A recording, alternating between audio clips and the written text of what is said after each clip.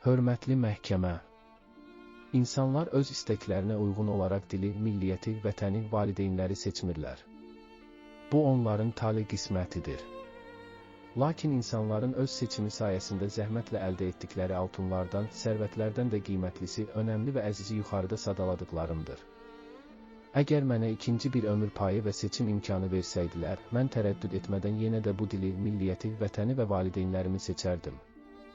Mənim 67 yaşım var, elmi, ictimai, jurnalist fəaliyyətimə görə peşman deyiləm. Çünki mən dilimə, xalqıma, vətənimə, dövlətimə gücüm çatdığı qədər xidmət etmişəm və bundan mənən həzz almışam. İndi isə məni dövlətimizin milli siyasət proqramını həyata keçirtdiyim üçün xəyanətkar adı ilə ittiham edirlər. Mən bəy nəslindənəm. Nəslimin nümayəndələrindən 37-ci ilin qurbanları olubdur, onlar sonralar bəraət alıblar. Onların üzünə nahaqdan duranları, onlardan donos yazanları indi də lənətləyirlər.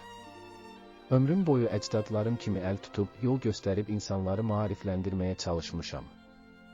Mənə bunu öyrədiblər, bu cür tərbiyə almışam. Mən heç zaman yalan danışan olmamışam, çünki yalan danışmaq xislətimdə deyil. İstintaqda da birinci gündən axırıncı günə qədər həqiqəti dediyimdən ifadələrim sabit olmuşdur, heç bir dəyişikliyə məruz qalmamışdır. Mənə lan olunmuş ittihamı ilk gündən rədd etmişəm və bugün son sözümü söylədiyim zaman da fikrimdə dururam.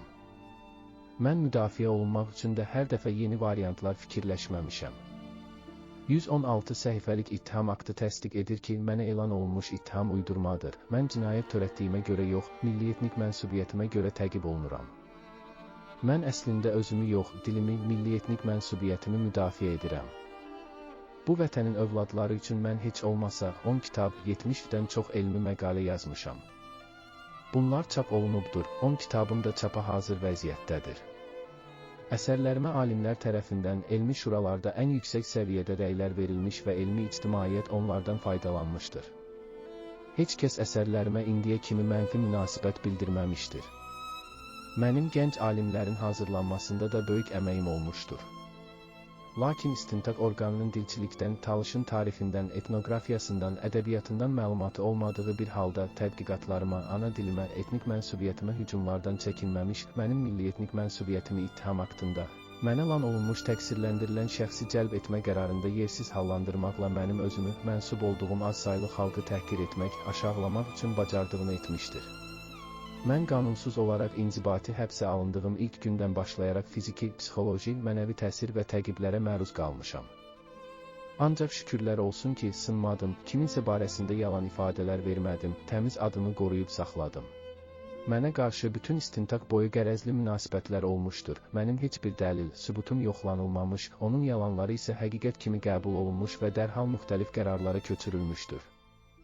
Mən Azərbaycan Respublikası Prezidentinə, Azərbaycan Respublikasının Baş Prokuroruna, Milli Təhlükəsizlik Nazirinə, İstintaq Qrupunun rəhbərinə 02 iyul, 01, 02 oktyabr, 09 oktyabr 2007-ci il tarixlərdə rəsmi müraciətlər edərək milliyyətnik mənsubiyyətimə görə təqiblərə son qoyulmasını xahiş etmişəm, istintaqın ədalətli aparılmasını tələb etmişəm, lakin bunlara əhəmiyyət verilməyib. Mən istintaq qrupunun bütün üzvlərinə prosessual rəhbərliyi həyata keçirən prokurora etiraz etmişəm, təmin edilməyib, mən prokurorun məni qəbul edib, dindirməsini xahiş etmişəm, bu da rədd olunub. Məndən asılı olmayan səbəblərdən qapalı keçirilən məhkəmə iclasında yenə deyirəm, mən milliyyətnik mənsubiyyətimə, Talış dilinin tədqiqinə, jurnalistlik, ictimai xadim və elmi fəaliyyətimə görə təqib olunuram. Bunun başqa adı yoxdur. Talış sözünü hər cümlənin əvvəlində, ortasında, yaxud axırında yazmaqla cinayət tərkibi düzəltmək mümkün olsaydı, onda Azərbaycanda bütün talışlar cinayətkar hesab edilməli idi. Lakin dilin, ədəbiyyatın, incəsənətin, tarixin öyrənilməsi, elmi tədqiqatların aparılması cinayət sayıla bilməz. Böyük xanəndəmiz mərhum Rəşid Behbudov dünya səhnələrində Talış xalq mahnısını oxuyub, Talışın mədəniyyətini təbliğ etmişdir. Bəstəkar Müslüm Maqomayev Lənkəranda işləyərkən o bölgədə topladığı mahnıları, nəğmələri nota köçürüb, böyük musiqi əsəri yazmışdır. Bu əsər musiqi tariximizin nadir incilərindən hesab edilir. Böyük bəstəkar Nəriman Məmmədov Əhməd İsazadə ilə birgə Azərbaycanın Talış bölgəsi materialları əsasında Azərbaycan xalq mahnıları və oyun havaları kitabını meydana qoymuşlar. Mənim də bu kitabın ərsəyə gəlməsində böyük rolum olmuşdur. Belə dahi şəxsiyyətlər qarşısında baş əyirik. Lakin xahiş edirəm, bunlardan istintaqın məlumatı olmasın, çünki müstəntiqlər hətta dünyasını dəyişmiş insanların talış ədəbiyyatı, tarixi, musiqisi ilə bağlı fəaliyyətini də şübhə altına alaraq, ətrafında istintaq əməliyyat tədbirləri aparmağı sevirlər. Mən heç bir yazını sifarişlə, tapşırıqla yazmamışam.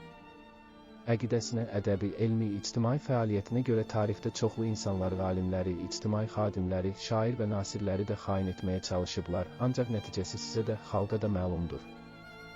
Əgər ittiham tərəfi mənim tarixə düşməyimə kömək etmək istəyirsə, etiraz etmirəm, amma bu yolla yox. Mən inanmıram ki, bu qapalı məhkəmə iclasında deyilənlər həmişəlik qapalı qalacaqdır, xalqdan, ictimaiyyətdən gizli saxlanacaqdır. Faktlar gec-tez hamıya məlum olacaqdır. Necə əsaslandırılmağından asılı olmayaraq, dünya ictimaiyyəti milli etnik mənsubiyyətimə, talış dilinin tədqiqinə, yazdığım kitablara və elmi məqalələrə görə təqib olunduğumu yaxşı biləcəkdir. İttiham aktının istənilən səlahiyyətli təşkilata təqdim edilməsi, yaxud internet saytında yerləşdirilməsi isə Azərbaycanın imicinə ciddi ziyan vurmuş olar.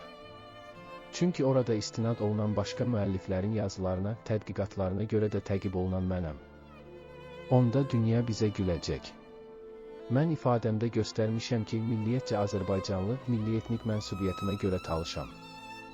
İstintaq orqanı düşmənçilik fəaliyyəti adı altında talış xalqına, onun dilinə, bu dilin dünyada yeganə tədqiqatçısı kimi mənə nifrətini, kinini açıq şəkildə biruzə verərək, baş redaktoru olduğum Toluşi Sədo qəzetinin 1-ci nömrəsindən 108-ci nömrəsinə kimi talışın mədəniyyətini, dilini, ədəbiyyatını, tarixini, etnoqrafiyasını və sairə özündə əks etdirən yazıları qəzetin səhifələrinə çıxarmaqla məqsədimin talışçılığı təbliğ etmək olduğunu vurğulamaqla məni ittiham etmişdir. Belə çıxır ki, talışçılığı təbliğ edirəmsə, deməli, dövlətə xəyanət etmiş oluram.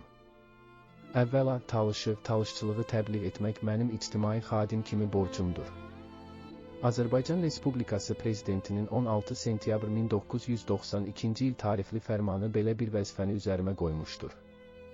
Çünki mən TMİ-nin sədr müavini, həm də həmin ictimai təşkilatın mətbu orqanı olan Toluşi Sədo qəzetinin baş redaktoruyam. Təbii ki, bu torpağın əzəli sakinlərindən olan talışları, onların dilini, tarixini və sairə təbliğ etmək fərmanda nəzərdə tutulduğundan burada qeyri-qanuni heç nə yoxdur. İkincisi, bu mənim tədqiqatçı kimi vəzifəmdir. Mən ömrümü bu dilin tədqiqinə həsr etmişəm. Dövlət mənim bir alim kimi yetişməyim üçün külli miqdarda vəsait xərcləyib. Üçüncüsü, talış dili mənim ana dilimdir, onu qorumaq, gələcək nəslə çatdırmaq mənim mənəvi borcumdur. Hər gün Azərbaycan toylarında ləzginka rəqsi çalınır. Bu, təbii ki, ləzgi mədəniyyətinin təbliğidir və bu alqışlanmalıdır. Heç kəs deyə bilməz ki, bu cinayətdir. Əgər ləzginka çalıb oxumaq cinayət deyilsə, talış dilində yazıb oxumaq, onu tədqiq etmək niyə cinayət hesab edilməlidir? Başqa dillər barədə də bunu demək mümkündür. Burada məntiq yoxdur, ittiham aktında yazılanlar sübut yox, bəhanədir. Mən bu siyahını uzada bilərəm, ancaq hesab edirəm ki, sizə hər şey aydın oldu. Ona görə də son sözümü bitirmək istəyirəm.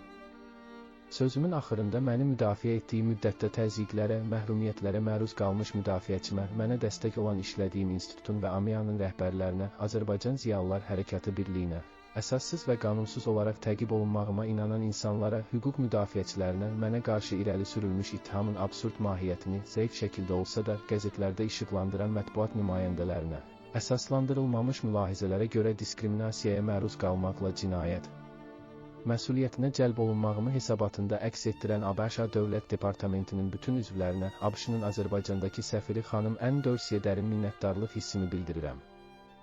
Məhkəmənin isə mənə qarşı olan ayrı seçkiliyə son qoymaqla ədalətli və qanuni qərar qəbul edəcəyinə ümid bəsləyirəm. Mən hər cür güzəştin əleyhinəyəm, çünki güzəşt təqsiri olan şəxsə edilməlidir. Yox, əgər mənim milli etnik mənsubiyyətim, talış olmağım cinayətdirsə, buyurun ən ağır cəzanı verin.